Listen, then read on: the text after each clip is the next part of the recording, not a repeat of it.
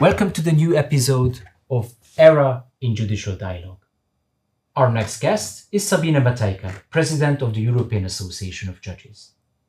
Sabine has been the President of the District Court of Floridsdorf in Vienna since 2019. She has served as a judge since 2008, working in civil, family and tenancy law. Prior to her judicial career, she completed court practice in Vienna and worked as a project manager at the Center of Legal Competence from 2000 to 2004.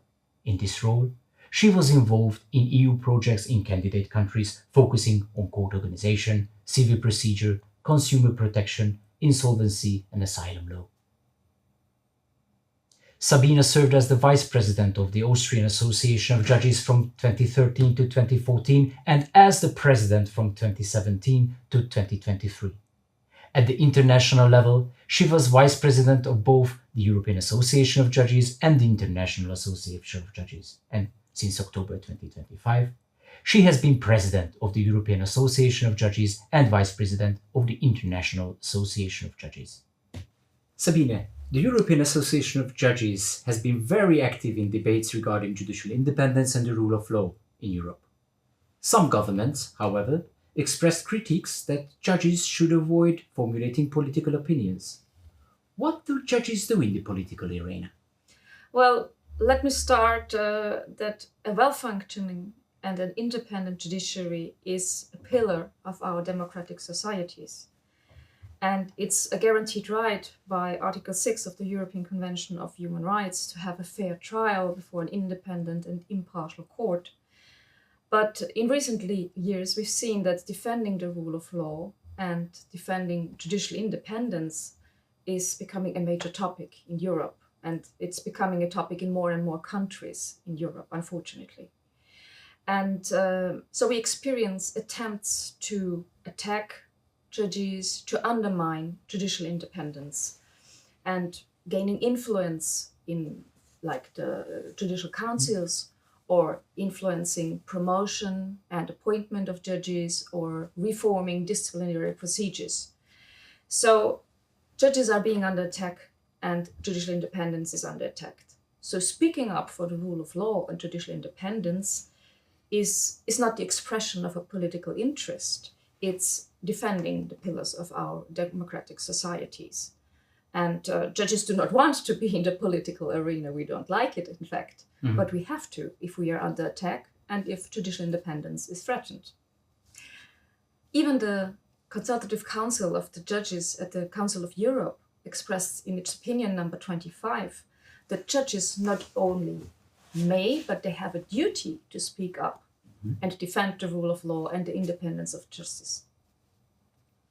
Another critical remark is that the organization and administration of justice these are national competencies. Mm-hmm. Is there an EU relevance to this debate? Well, basically, the judicial administration and the organization of justice is a national concern, but only as long as the member states are able to provide an independent judiciary and take care for it.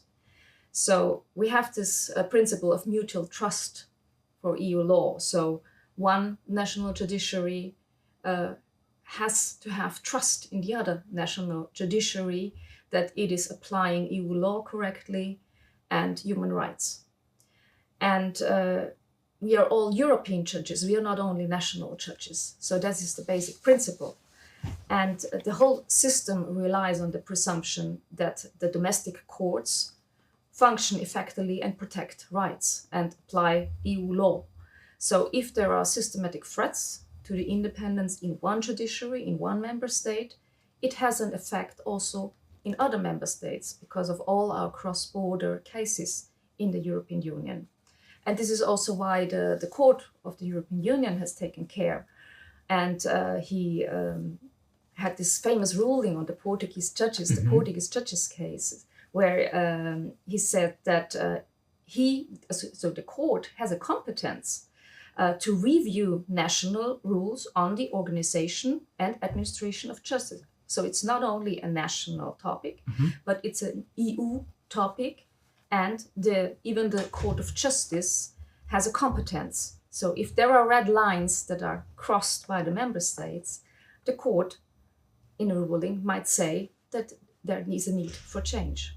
And I guess it's not only the Portuguese case that was No, marking this red line, but also some other countries had. The Portuguese case was just the beginning. It was the chance for the court to walk this path. But in later cases, especially regarding Poland and Hungary, of course, we had a lot of decisions. For example, in Poland, we had the disciplinary chamber at the Supreme Court. And in these rulings, the court again further specified the requirements for judicial independence. And of course, we have also rulings of the European Court of Human Rights that also addresses judicial independence and the internal organization of courts, that this must be organized in a way that the citizens have no doubt that the judiciary is independent and impartial. So it's fortunate that we have this European framework and we have the courts that take this up, and they are a safeguard if a national state fails to provide an independent judiciary. The European Association of Judges consists of several national associations. How can these judicial associations support the members of the judiciary when they participate in rule of law debates or speak up in favor of judicial independence? I think that the role of the Judicial Association is very important and it's crucial, especially when judges or even the whole judiciary is under attack. And they need to defend the independence of the judiciary. Because even individual judges under attack, it's very difficult for him or herself to defend. They do not have the means, and sometimes it's a safety issue. It may not be wise for this judge to be in the front row for his or her own safety and for the family in some cases. So the Judges Association must speak up for them and defend them and defend the judicial independence. And this is the case in many countries now. The national associations really are the defenders of judicial independence because many governments are getting away from the path of rule of law, let's put it that way. So the national associations are the first to react, of course, because they're the closest. But sometimes it's not enough for them to react. So this is where the European Association of Judges plays an important role, because we can raise awareness not only in the country, but also outside. So we can address EU bodies, the Council of Europe. Of course, we are also addressing the concerned government by resolutions or statements. But I think it's very important to have this kind of watchdog outside the country. So it's clear it's not only a national issue, but there are people outside watching, and we are addressing these problems with EU bodies and the Council of Europe. Aside from acting as, maybe we could put it this way, a syndicate, so protecting the members of the association, protecting judges, are there any roles or are there any other ways how judicial associations can do something for the rule of law? Yes, it's not only reacting, but it's also an active approach because we need the trust of citizens. We need the trust of civil society, and that means we have to inform civil society and raise awareness. So it is very important to raise awareness in civil society because we need the confidence in the judiciary, and we have to make ourselves and our work understood. So in some countries where politicians have a very negative, let's say, opinion, about the judiciary, put it nicely, it is necessary to change the narrative that is out there, because the decisions of the judiciary are increasingly emotionalized, they are criticized in a non-objective way, and they're instrumentalized. And sometimes politicians or governments are using even the media or control the media. That's the worst situation for the judiciary.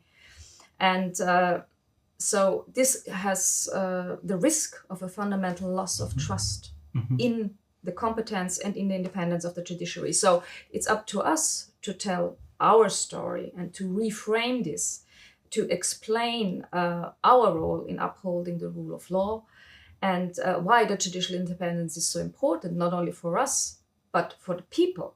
So this is why it's so important that not only the national associations, but the judiciary as such, I would say, go out, talk to the public, be open. So not just stay behind the bench and speak through our decisions, but visiting schools, going to events, have open court events or other kind of events is so important. For example, you remember the Polish Judges Associations. They were very active. So they had a lot of events. They went to festivals. The judges themselves were there to talk to the people, to answer the questions, to discuss. And they gave this judiciary also a face. I think that's also very important. And there were similar initiatives in recent years also in Hungary. And this is so important because only if the public understands why judicial independence is important and how the justice works, then they will trust the system and then they will be willing to defend it if necessary. The Consultative Council of European Judges adopted a new opinion last November on the importance of judicial well-being for the delivery of justice. What does judicial well-being mean and why does it matter? When we talk about well-being of judges, it's about health, it's about safety, and I would say about working conditions. In the recent years, we faced a lot of challenges, starting maybe with the COVID pandemic and the very extreme working conditions we had at that time. A growing democratic instability, we have global conflicts, we have lack of resources in almost all countries, I would say, in the judiciary. And we have, as already mentioned, a lack of respect for the judiciary and judicial independence. And so this puts a lot of pressure on the judges. And also the judges' work is not always easy. We have a lot of cases that have come with a lot of emotional stress in some criminal cases, family cases, and so on. So there were concerns regarding the well-being of judges because the assumption is that only judges that are well can function their best and deliver good quality and efficient justice. So this is why there was a need to give some recommendations how to uphold this well-being of judges and how to take care for it to make sure judges can work in a good environment, in a healthy environment, and that they're also safe. It's also about personal security, unfortunately. When I was preparing for this talk, I noted that the United Nations and outside of Europe, there has been already discussions about judicial well-being. Isn't Europe late in this realization? Well, I think these concerns, maybe especially when it comes to safety of judges, were probably more pressing in other countries or in other regions of the world. But as you just mentioned, with the United Nations, there was this Nauru Declaration on judicial well-being, and that led to this International Day of Judicial Well-being, which is July 25th. And it was also based on the assumptions that judiciary is under stress. And if the judiciary is under stress, it's more vulnerable to external influence. And there might be conflicts of interest, and there might be, again, an erosion of public confidence in the judiciary. So this is why this Nauru Declaration was made. And it stresses that also mental health challenges should be addressed and acknowledged. And I think this is maybe also a point in Europe, because I think there is a big stigma when it comes to mental health issues. But of course, with stress, with lack of resources, we often have problems like burnout, especially in the judiciary. So these topics need to be addressed because they have a direct effect on our work and at the end a direct effect on the citizens. I couldn't find any documents that show that the European Commission is dealing with this, but it might be that under the European Rule of Law report or other analysis they consider this. Are you aware of anything? I'm not aware of anything that the European Commission does on this. It is only the Consultative Council, as you said in the Opinion 27 at the Council of Europe. Yeah. What role does judicial training play in supporting the independence, accountability, and quality of justice, or even the judicial well-being? Well, again, it's about mutual trust. Because every judge can expect that the European law is applied correctly in all the member states of the European Union, and that all the judiciaries comply with human rights. But that, of course, means that judges need to be trained properly. And also, I would say, knowledge is power. If you're trained, it makes you stronger and it makes you more resilient. So well-trained judges feel more confident in what they're doing, and they can withstand attempts to influence their decisions much better. But we also have to keep in mind that in Europe there are many ways to become a judge. It's very different from one country to the other. Some have initial training for a number of years, but others come from other careers and only become a judge, be appointed a judge at a later stage in their life without such initial training. So we need to make sure that all these judges, no matter where they come from, are trained properly. And it's not only important to provide training on substantive and procedural law, but only on what we call judgecraft. So how to work as a judge, and all the topics related to rule of law, because every judge, and no matter where he comes from or she comes from, needs to have a deep understanding of what judicial independence really means, that it is a right of citizens, and that it's about efficiency and quality, and that it also includes accountability. How do you see ERA's contribution and future role in this? I think that the training provided to judges on the national level is usually not enough. So many judiciaries struggle with budgetary issues, a lack of resources. So I think it's crucial that training is not only provided on the national level, but also on the European level by ERA, or also the European Judicial Training Network, of course. And also not every kind of training can be organized on the national level. Some topics only concern a very small number of judges, especially in the smaller countries of the Union. So it's important to have training also for these topics, and it could be much better provided by an organization like ERA. And also in countries where the rule of law is under pressure, it might not be the interest of the government to provide very good training to the judges. So I think this is also a point. And besides the training itself, what is very important and what ERA does provide is the exchange with colleagues coming from other countries. And this helps to understand other jurisdictions, to understand organization of other judicial systems and procedures. And this again enhances judicial cooperation, and it's easier for us as a judge to deal with cross-border cases if we have trust in the colleagues we maybe met at an ERA seminar. And again, it's about mutual trust. So I think ERA is a very important organization, and it's also a platform to provide for networking with other legal professions, not only with judges, because we have also lawyers and other legal professions at your seminars. So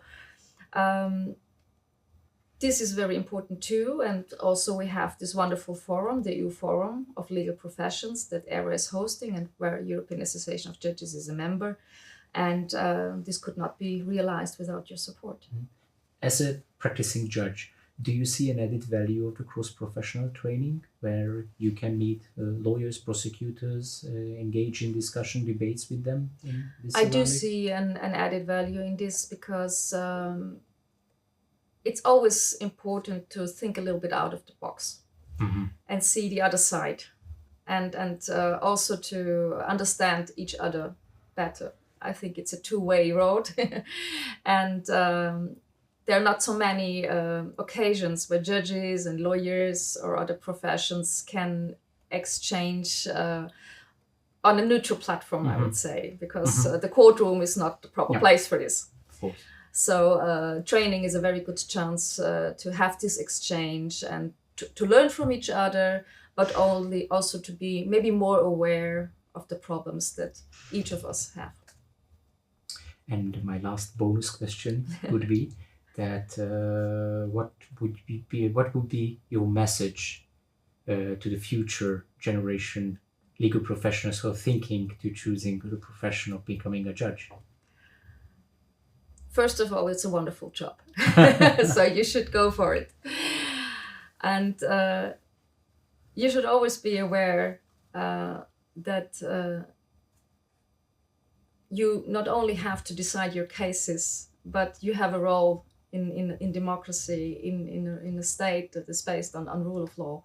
And we have an obligation to defend these values, to defend our independence, to defend our democracy, and we should not be afraid to speak up.